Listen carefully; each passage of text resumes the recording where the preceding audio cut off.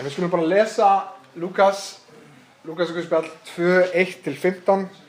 Þetta eitthvað sem við lásum á hverjum einasta ári á jólunum, fjölskyldan, eða allan annan kafla. Og við viljum lesa þetta í anda jóluna. Þannig að ef við stöndum upp og lesum saman orð Guðs. Lúkas 2:1-15. En það bar til þessar mundir að boð kom frá Ágústus keisara að skrásetja skyldi alla heimsbyggðina. Þetta var fyrsta skrásetningin og var gjörð þá Kýrinus var landstjóri á Sýrlandi. Fóru þá allir til að láta skrásetja sig, hver til sinnar borgar. Þá fóru Jósef úr Galileu frá borginni Nasaret upp til Júdeu til borgar Davís sem hét Betlehem, en hann var af ætt og kyni Davís, að láta skrásetja sig ásamt Maríu heitkonu sinni sem var þunguð. En meðan þau voru þar kom sá tími að hún skyldi vera léttari, fæddi hún þá son sinn frumgetinn, vafði hann reifum og lagði hann í jötu, af því að eigi var rúm handa þeim í gistihúsi. En í sömu byggð voru hirðar út í haga og gættu nóttina hjarðar sinnar, og engill drottins stóð hjá þeim og dýrð drottins ljómaði kringum þá, þeir urðu mjög hræddir. En engillinn sagði við þá, verið óhræddir, því að ég boða ykkur mikinn fögnuð sem veitast mun öllum línum, ykkur í dag frelsari fæddur, sem Kristur drottinn í borg Davís. Og hafið þetta til marks, þeir munu finna ungbarn reifað og lagt í jötu. Og í sömu svipan var með englinum fjöldi himneskra hersveita sem lofuðu Guð og sögðu, dysja Guð í upphæðum og friður á jörðum með mönnum sem hann hefur velþóknun á. Þegar englarnir voru farnir frá þeim til himinn sögðu hirðarnir sín á milli, förum beint til Betlehem að sjá það sem hefur gjörst og drottinn hefur kunngjort oss. Amen, orð Guðs, þannig að þið með okkur sæti. Alltaf því ég sé engill í Nýja testamentinu og orðin alltaf, hei, ekki vera hræddir. Þá ímynda ég mér alltaf hvernig málverk af englunum eru. Hefði ég sé málverkinu af englunum þar sem þeir eru svona feit smábörn með allt og litla vængi að spila á hörpu eða eitthvað. Ég get ímynda mér svona hvort að það sé dæmi sem þeir eru að sjá þegar engillinn kemur hann að spilandi á hörpu 9 mánaða krakki með allt og litla vængi. Hei, ekki vera hræddir. Ég held að það sé aðeins öðruvísi englar heldur en að málverkin eru alltaf búin að gefa til kynna. En mér langar að tala í dag og ég held að þessi texti eins og við sjáum vonandi með tímanum þar sem við eyðum í þessum texta, að við sjáum að mér finnst þessi texti díla við ranghugmynd sem fólk með kirkju í dag. Og ég veit ekki hvort þið hefur lent í þessu, sérstaklega verið að bjóða fólki að koma sangumur eða eitthvað leys. Það er svona, ég er ekki alveg tilbúin, ég þarf aðeins að taka til í mínu lífi, eða svona raða hlutum upp og og það er svona, það er einhvern veginn feelingur í fólki að það þurfi einhvern veginn að raða öllum ducks in a row, öndunum í röð, ég veit ekki hvort það virki á íslensku, en ég ætla að hægja á mér, en það er svona, fólk hefur þessa ranghugmynd kirkju, því miður, að maður þarf einhvern veginn að taka til í sínu lífi til þess að koma til Krists, eða koma og vera hluta kirkju. Og því miður eru oft þessi ranghugmynd til staðar út af því að kristnir eru búin að vinna í því að setja þessa ranghugmynd á sinn stað. Að við höfum gert kirkju að stað þar sem að við komum inn með okkar grímu og við þykjumst eins og allt sé í góðu þegar það ekkert allt í góðu. Það gæti verið að krakkanir sáðu mömmu og pappa vera að öskra á hvort annað á bílnum í leiðinni, svo kemur það inn í kirkju og allt í einu, gaman að sjá okkur öll, lífið er yndislegt. Kirkjan hefur því miður orðið á 20. öldinni og 21. öldinni staður þar sem fólk lætur svona upp grímu. Það þarf einhvern veginn kjark til þess að, ok, feikum þetta er bara 1,5 tími, ok, við getum þetta, brosa. Og þannig að fólk með þessa hugmynd því miður og þessi hugmynd fólk, ég held að sem hugsar, já, ég þarf að taka til mínu lífi áður en ég kem í kirkju, út af því að kristnir eru búin að búa til þessa ímynd. Að kirkja sé eitthvað staður þar sem að fullkomið fólk finnur hvort annað og syngur saman eða eitthvað leys. En þetta held ég að sé ávöxtur þess þegar að kristin trú byrjar að snúast að kenna siðferði. Þegar predikunin snýst hei, ekki ljúga, því það er slæmt að ljúga, skam, eða eitthvað leys. Eða predikunin snýst hei, ekki stela út af því að það er slæmt að stela og það bitnar á öðrum og það er einhver annar að borga reikningin eða eitthvað leys. En kirkjan á að vera að predika fagnaðarundi. Predika það í raunni, þú ert ekki nógu góður. Við erum öll skítalar. Frammi fyrir Jesú Krist við erum öll brotin. Okkur vantar öll upp á. Við erum okkar góðverk eru meira eins og óhreina tuskur frammi fyrir Guði. Að þegar ég kem og reyna að gefa Guði mínu óhreina tusku, þá hann ekki, vá, Gunni, sjáðu hvað þú ert góður að hjálpa þessari gamalli konu við pokan út úr bónus. Þú veist, það ekki frammi fyrir almáttugum Guði, jafnvel það góða sem ég geri, slæmt. Og ég held að þetta sé ávöxtur af því þegar kirkjan hættir að boða fagnaðarerindi, hættir að boða, hei, við þurfum öll að frelsara halda og byrjar að boða, hei, ekki ljúga, ekki stela, ekki vera leiðilegur, verður góður. Þú veist, þegar þetta áhersla kirkjunar, þá byrjar þessi ímynd að kirkjan staður þar sem fullkomnir einstaklingar koma saman og klappa hvort þau á baki. En raunverulega, kirkjan ekkert annað en sjúkrahús fyrir sjúklinga. Að kirkjan staðurinn þar sem við komum saman með brot okkar, með hendur fullar af mistökum og Jesús Kristur gefur endalaust. Og þetta svo fyndið út af því að þetta svo allt öðru sem heldur fólk býst við. Að kirkjan staður þar sem við komum okkur í form. Þetta eins og að segja, ég þarf að taka hans til í mínu lífi til þess að koma mér í kirkjuna. Eins og að segja, ég þarf aðeins að koma mér í form til þess að ég geti farið í ræktina. Mikið ekki sens. Ræktin sá staður þar sem við kemur þér í form. Eins og nokkrir eru búin að fá að finna fyrir síðustu mánuðum. En einkenni kristinna einstaklinga þetta, það iðrun. Það iðrun. Og eins og iðrun þarf á stað þar sem fullkominn einstaklingur ekkert í staðar. Réttu svo til dæmis eins og umburðarlyndi. Þú þarft ekkert umburðarlyndi ef það ekki ágreiningur. Þannig að umburðarlyndi einungis þörf á því þegar einstaklingar eru ósammála. Þegar þau eru umbera skoðanir hvers annars og ekki drepa hvort annað yfir því. Þannig iðrun til staðar þegar einstaklingar eru ekki fullkomnir. Í synd okkar þá áttum við okkur á því að Jesús betri en synd okkar og iðrun ekkert annað en að ég sný mig frá því sem ég að gera og fatta það að Jesús betri og ég labba á honum.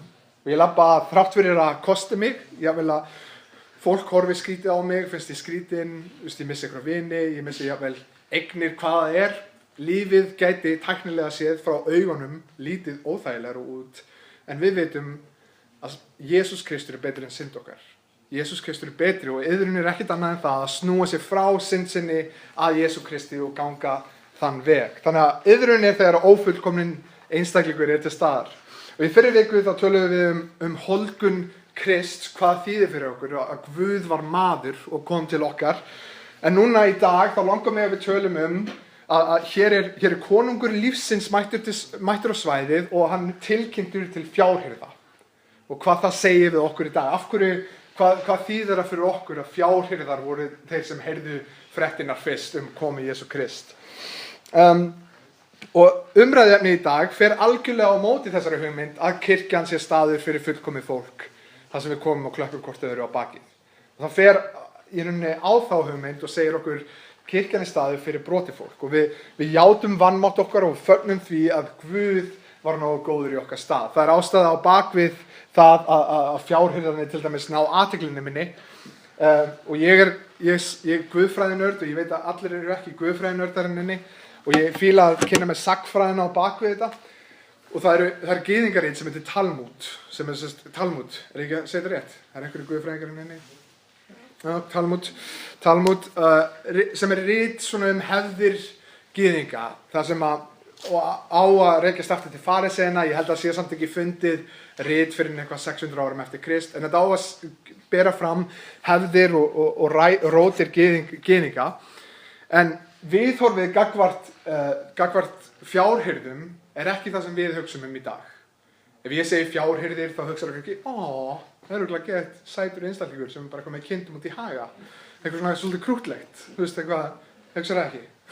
Hugsar ekki að fjárhirðir sé krútlegur. Okay. Maður hugsar kannski að það sé óslega skítur og svona eitthvað. En maður hugsar, viðhorfið gagnvart fjárhirðum var ekki það sama og verið með í dag. Í þessa daga þá var hort á fjárhirða sem óhreina. Þeir máttu ekki til dæmis komin í musteri Guðs. Þeir máttu ekki snerta fólk sem var á leiðinni í musteri Guðs, út af því að þeir komist í snertingu við skít, þeir komist í snertingu við dauðar skepnu, þeir komist í snertingu við óhreint kjöt, svín, pöddur og annað eins. Þeir voru útskúfaðir samfélagslega, þeir voru ómenntaðir, ósíðaðir, fátækir. Fólk horfði niður til þeirra, ég ætla aðeins að hægja á mér, horfði niður til þeirra, enginn að klóra sér í hausnum, by the way, takk. En svo sést til dæmis í sögu Davíðs. Man einhver eftir sögu Davíðs þegar Samúel kemur og ætlar að smyrja einn af bræðrunum og þá kallar Jesse alla sinna nema hvern, nema Davíð sem var út í Haga, sem var bara einhver hirðir. Auðvitað er Guð ekkert að fara að smyrja hirðir sem næsta konung, þannig að þetta er viðhorfið gagnvart hirðum á þessum tíma. Þeir voru ómenntaðir, ósiðaðir, fátækir, ógeðslegir, óhreinir, algjörlega vanvirtir. Það voru flest allir sem horfðu á hirða og hugsuðu að þeir voru þjófar, að þeir voru horft á þá svipað og tollheimtumenn sem voru mest hataðastir manneskjur í Ísrael á þessum tíma. Tollheimtumenn voru þeir sem voru búin að svíkja gyðingana til þess að vinna fyrir Rómverja sem voru herinn sem var að halda þeim niðri. Það er eins og gyðingur myndi byrja að vinna fyrir nasista og hjálpa þeim að safna pening frá öðrum gyðingum. Þannig var hort á tollendumennina og það var hort á fjárhirða með svipuðum augum. Það var hort á sem þjófar, þeir gátu ekki borið vitni. Þeir gátu ekki frammi fyrir rétt, þá máttu þeir ekki bera vitni.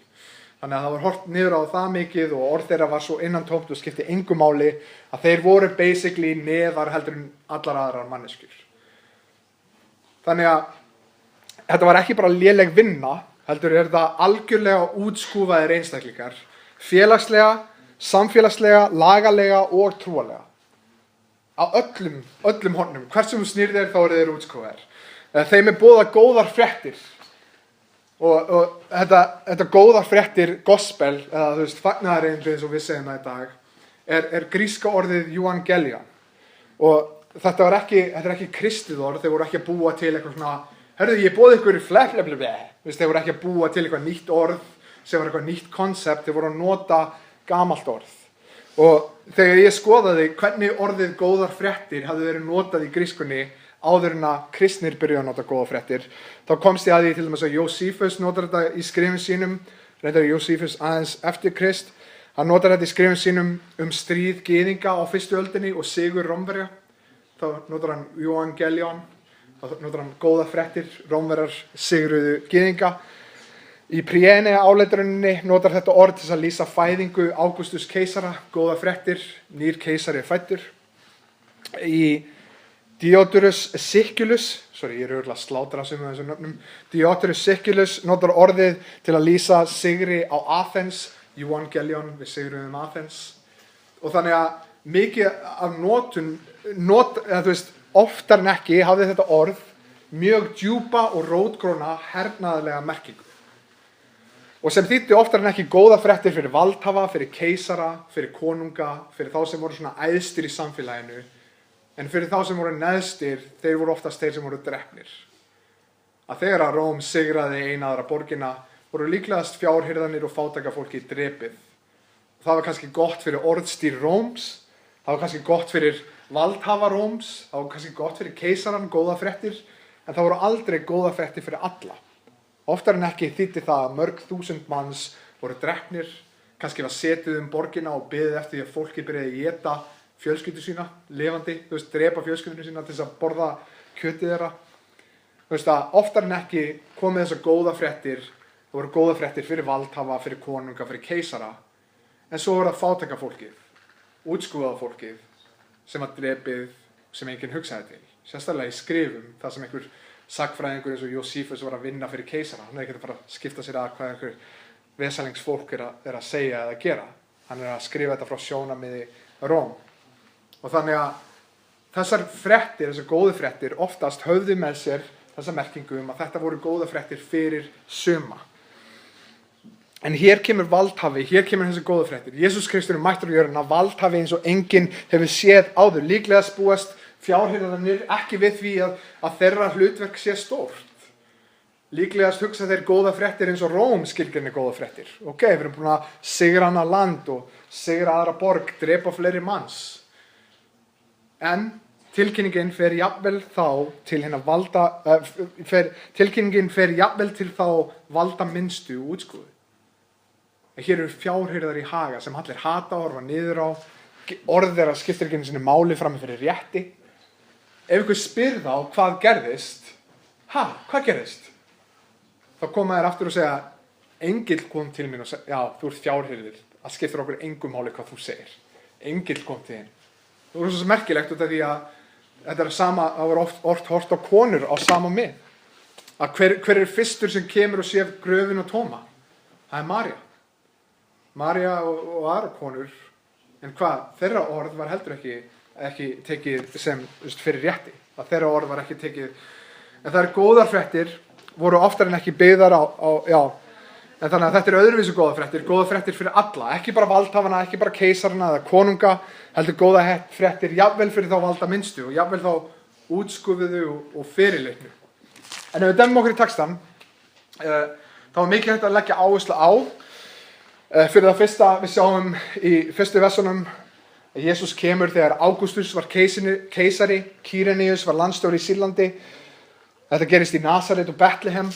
Við sjáum að þetta ekki goðsögn, þetta ekki eitthvað einu sinni fyrir langa löngu, þá gerðist þetta.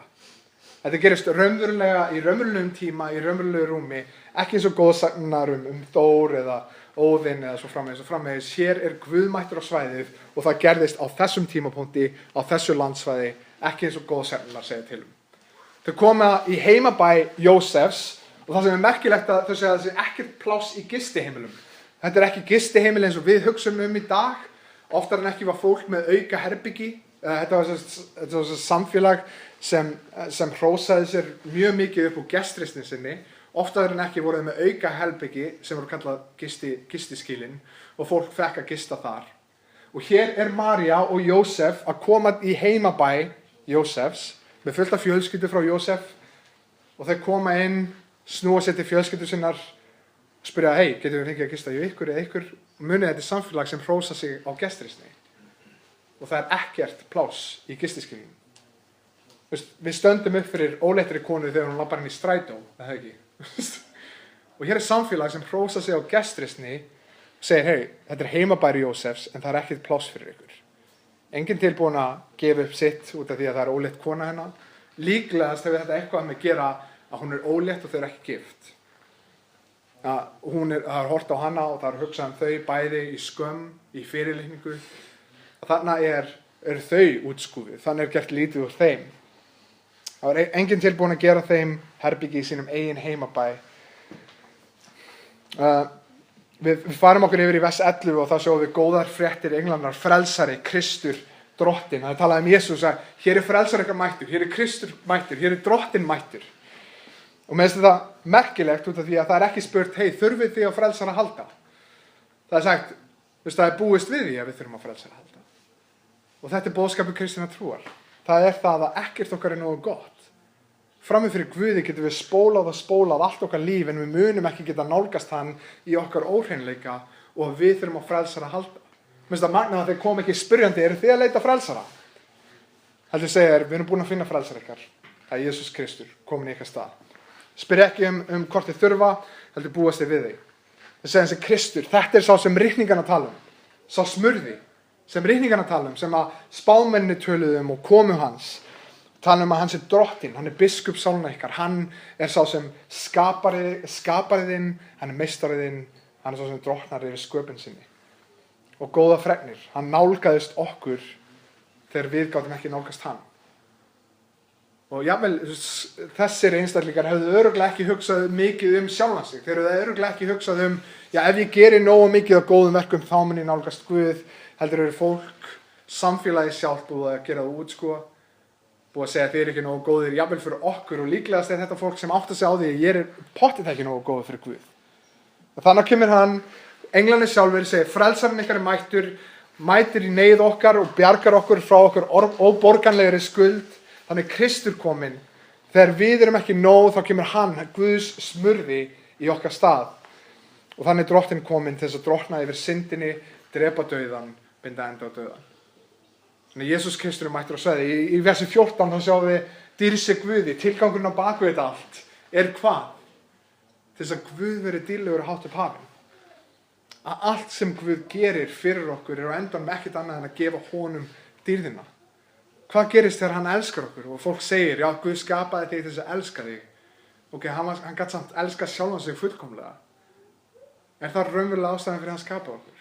Þetta raunverulega ástæðan sé alltaf að hann sé dýrlegur. Og hann dýrlegur þegar hann elskar okkur út af því að við vitum öll að við hefum ekkert þessu skilið. Hver einasti hjartadráttur, hver einasti andadráttur, það út af því að Guð gaf okkur þennan andadrátt. Það út af því að Guð hefur sýnt okkur miskunn. Og í gennum hans náð, það honum upplift, í gennum hans ást, þá fær hann þá dýrð sem hann á skilið. Og í versi 14 heldur hann áfram: friður og jörðu með þeim mönnum sem hann hefur velferð ná, að með hans börnum, jafnvel í ófullkomnum föllum heimi, að þá friður með okkur. Að jafnvel ef við missum allt og alla, að þá friður með okkur. Við vitum að þetta hann ekki að segja: hei, þeir sem eru fylgjandi mínir munu eiga þægilegt líf, heldur þeir sem eru mínir munu endanum hafa gleði hvað sem gerist. Við sjáum að lærisveinir margir hverjir vitað að þeir voru drepnir fyrir trú sína. Við sjáum að þeir segja í rauninni: Jesús nóg, jafnvel ef það kostar mitt líf, jafnvel ef það kostar allt sem ég þá Jesús nóg. Og hann konungur konunga kominn til okkar.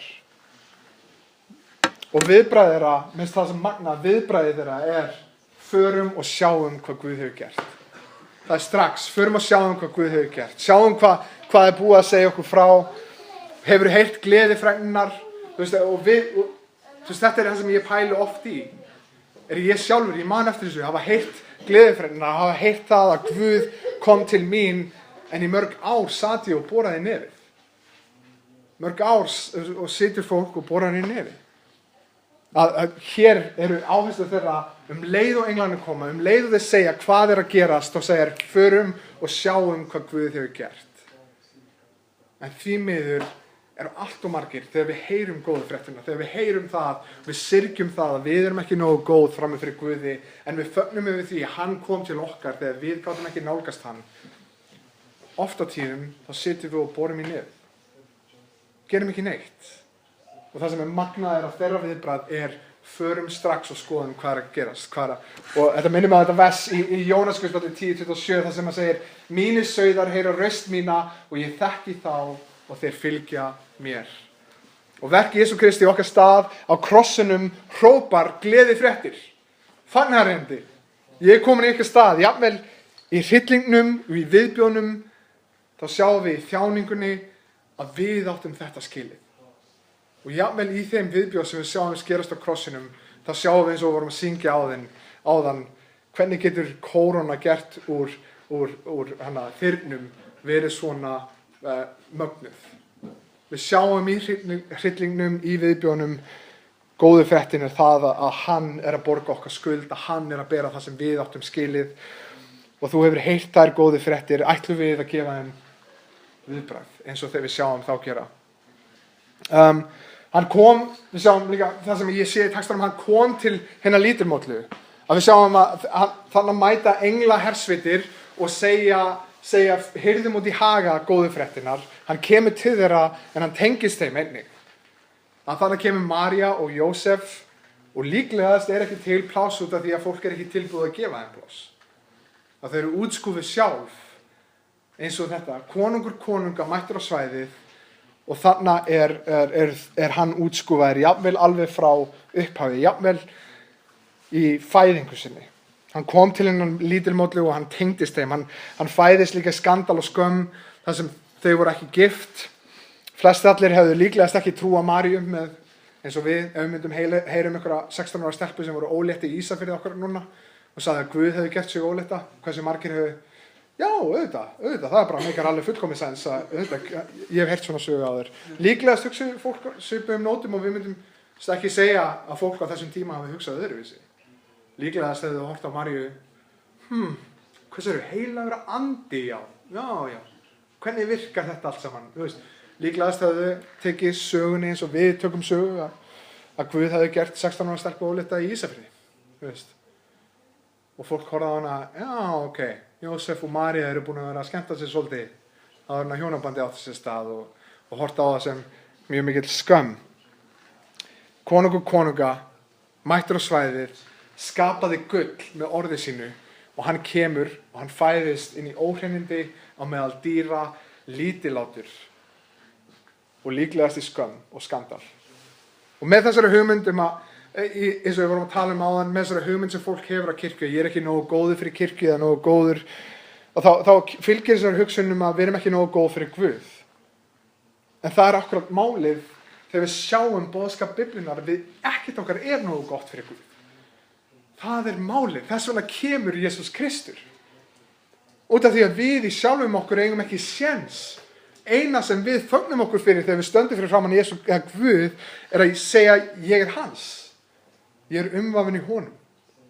Það ekkert annað sem frelsar okkur. Það ekkert mín góðverk, heldur allt keyrt út frá því að hann hefur auðsýnt ást til mín. Hann hefur elskað mig í ómögulegheit mínum, í syndum mínum, í kjaftaði mínu og það keyrir mig áfram. Af hverju ætti ég ekki að elska þá sem hata mig? Hann elskaði okkur á meðan við vorum að afneita honum með gjörðum okkar og orðum okkar. Ef við horfum til Krist, þá höfum við alltaf ástæðu til þess að elska.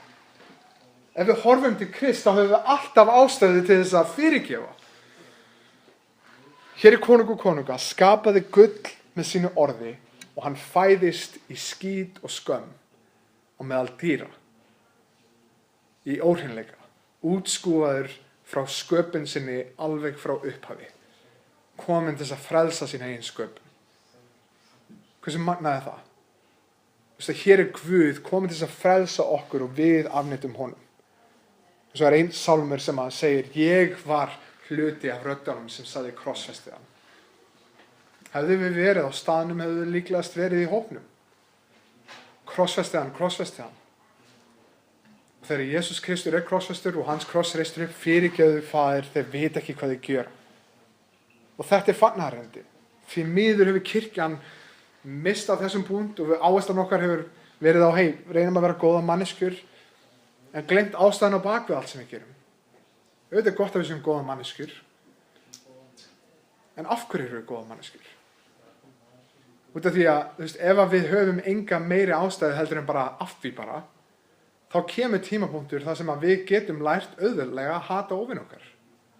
Af hverju ættum við að elska óvin okkar? Ef að fordæmi okkar ekki Kristur, og það bara einhvern veginn út af því að predikarinn sagði það, þá engin predikari nógu merkilegur til að segja, ok, ég ætla að halda þessu áfram. Þegar það verið að drepa einstakling, hvernig getur þú sagt, eins og margir hafa sagt sem voru drepnir fyrir kristna trú, fyrirgefðu Faðir, þeir veit ekki hvað ég gera. Það út af fagnaðarerindi. Með þessari hugmynd með þessu, og Biblían stútfullt af mjög astalegum og skemmtum karakterum. Ef þú ferð í gegnum Gamla testamentið og sérðu að það nánast ekkert hjónaband sem heilbrigt í Gamla testamentinu. Ég var að pæla í þessum daginn. Bara reyna að hugsa eitt hjónaband sem var svona heilbrigt hjónaband í Gamla testamentinu. Mjög skrýtnir einstaklingar í Gamla testamentinu. Jafnvel hetjunar okkar, Nói. Kemur út úr örkinni og fer strax að vera fullur. Bara, hvernig þetta barnasögur? Ég veit ekki hvernig þetta barnasögur. Samson, það barnasögur. Af hverju Samson trúarhetja okkar? Það alltaf hann að leika sér, fara aðeins nær línunni. Já, ég komst upp með þetta, aðeins nær. Nei, ég náði þess ekki. Plokkað úr hann með augun og svo drepur hann fullt af fólki með því að láta hús hrynja. Ég veit ekki hvernig við náðum að gera þetta barnasögum. En trúarhetjunar í Gamla testamentinu oftar en ekki eru mjög skemmdar. Jafnvel þeir sem eru upphafðir eins og Davíð konungur sem allir horfa á sem magnaðan einstakling. Hann hélt framhjá, hann lét konu halda fram með manninu sínum, drap manninn hennar. Því miður, þetta huggun fyrir okkur. Biblían stútfull af ónýtum einstaklingum sem Guð tekur og gerir eitthvað magnað úr. Og við getum komið, og það sem magnað að Jesús kemur, og hann smitast ekki af því hversu við erum óhrein, heldur að snertur hann okkur og hann snitar okkur af hreinleika sínum. Að í Jesú Kristi erum við gerð hrein. Ekkert eitthvað nógu gott, en Guð nógu góður. Og ég veit ekki af hverju ég hugsaði til þess, T-Rex, veit ekki hvað T-Rex er? Risaðan. Ég ætla að hugsaði til þess að margir kannski horfa á Guð sem eitthvað svona T-Rex. Hendunar eru hérna og hann að reyna að ná ávaxtunum en næra því ekki út af því þeir eru bara hérna. Hefur eitthvað pælt í af hverju T-Rex eru með þessa hendur? Það er rosa skrítið alltaf. Það svona engin tilgangur í þessu. Af hverju þetta með hendur svona? Allavega, ég ímyndaði mér þetta.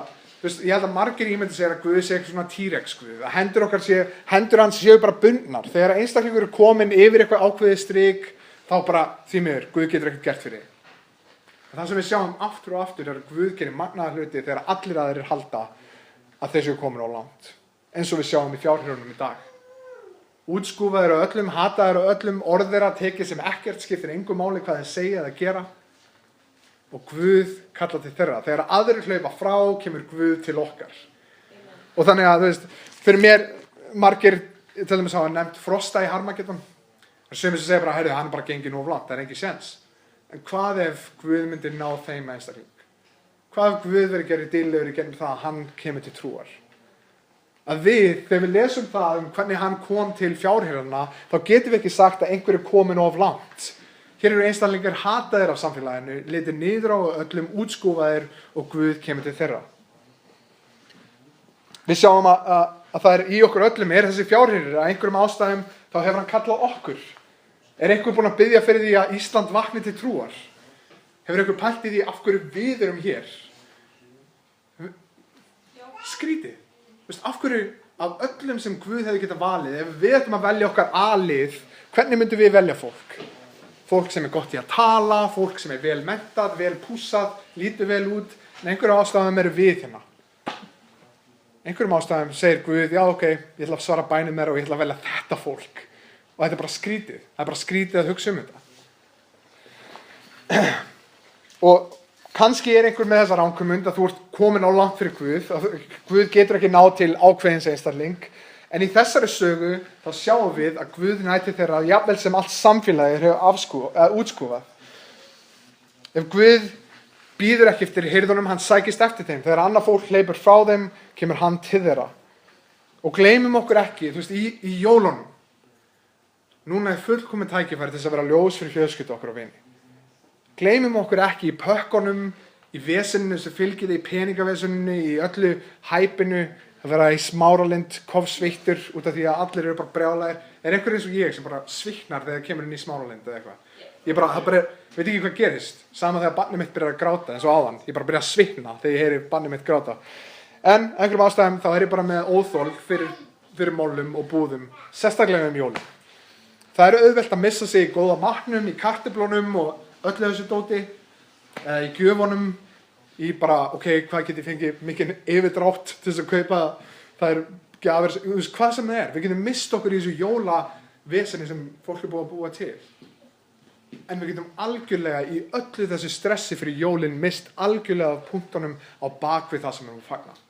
Við erum að fagna því að Guð varð hold, að Guð gerðist maður á meðan við gátum ekki nálgaðist Kristur okkur. Og í dag þá sjáum við að frammi fyrir Guði þá erum við þurfum öll á frelsara að halda, við þurfum öll á þessum gleðifréttum.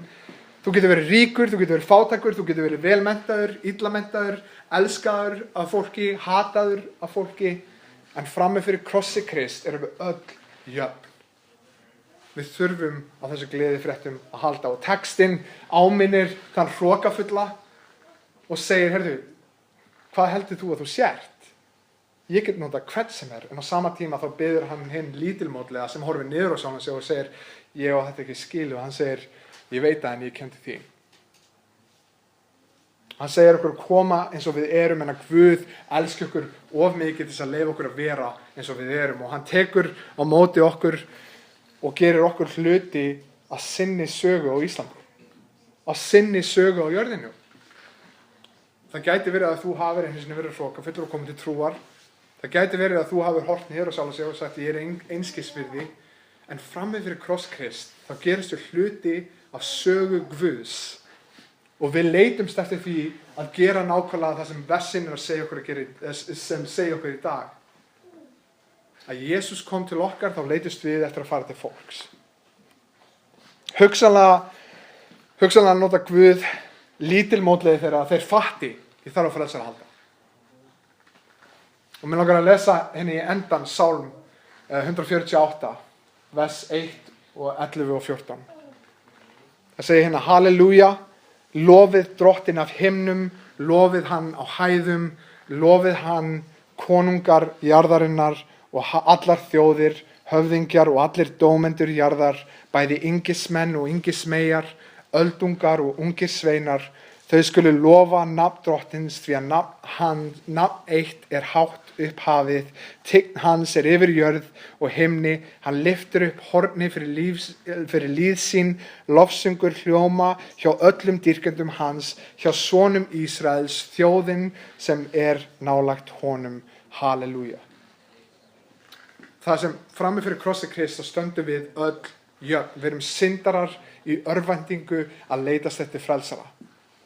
Og þú getur verið konungur og þú getur verið bettlari, þú getur verið maður, þú getur verið kona, þú getur verið barn og þú getur verið vitringur. Það skiptir engu máli hver þú ert. Frammi fyrir kross Krist þurfum við öll á því sama og þarf frelsara að halda, og í textanum sem við erum að díla við í dag er þessi frelsari mættur á svæðið. Og í jólunum þá fögnum við því að þessi frelsari er kominn, og frammi fyrir krossi Krist þá skipta titlar okkar og stöður okkar, menntun okkar og veraldlegar eignir okkar engu máli. Frammi fyrir Guði liggur von okkar á því sem Jesús Kristur hefur gert í okkar stað. Og frammi fyrir almætti Guðs og krossi Krist þá hefur vald konungsins jafn mikið gildi og klink bettlarans.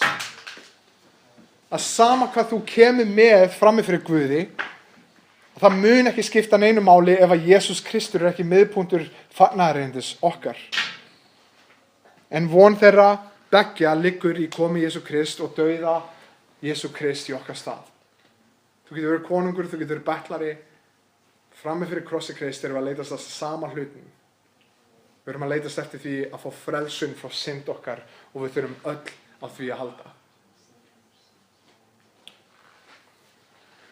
Við vorum öll ómerkileg og hirðanir, en þegar koma Krist átt sér stað þá erum við hluti að vera börn Guðs.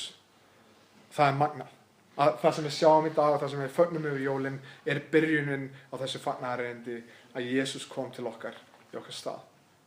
Þannig að ef við skulum bara biðja, við skulum syngja eitt lag í viðbót og við skulum fagna því að Guð hefur náð til okkar, að Guð á meðan við gátum ekkert gert og við spóluðum án þess að eitthvað gerðist, þá kom hann til okkar til þess að frelsa okkur frá syndum okkar og jafnvel okkar góðverkum. Heilagur Faðir, við þökkum þér fyrir allt sem þú hefur gert, fyrir náðin og fyrir miskunn. Ég bið að varðveita og ég bið að leiða. Ég bið að hjálpa okkur, Drottinn, í ljósi fagnaðarerindisins, að elska vel, að fyrirgefa vel, að lifa lífum sem gefa þér dýrð, að gera allt sem við gerum, Drottinn, til þess að gefa þér dýrð. Og ég bið að þú notir okkur núna yfir jólin, hjálpaðu okkur í öllu ævintýrinu sem á sér stað yfir jólin, hjálpaðu okkur, Drottinn, að hafa augu okkar á þér í öllu. Hjálpaðu okkur að varðveita orð þitt, hjálpaðu okkur að elska orð þitt, hjálpaðu okkur að vera ljós til vina okkar fjölskyldu. Hjálpaðu okkur, Drottinn, að vera fyrirmynd í einu og öllu sem við tökum okkur fyrir hendur, og megum við þessi jól fagna því að þú komst til okkar og í því byrjaði þú að sýna frelsunarverk þitt með augum. Drottinn, að við fengum að sjá frelsunarverk þitt, að þú komst til okkar í sögu, í tíma, í rúm, til þess að bjarga syndurum frá syndum þeirra. Og Faðir, við þökkum þér fyrir það sem þú hefur gert og það sem þú ert að gera og ætlar að gera. Við leggjum okkur í þínar hendur og reiðum okkur á miskunn þína og náð þína. Í Jesú heilaga nafni. Amen. Er Heather hana frammi?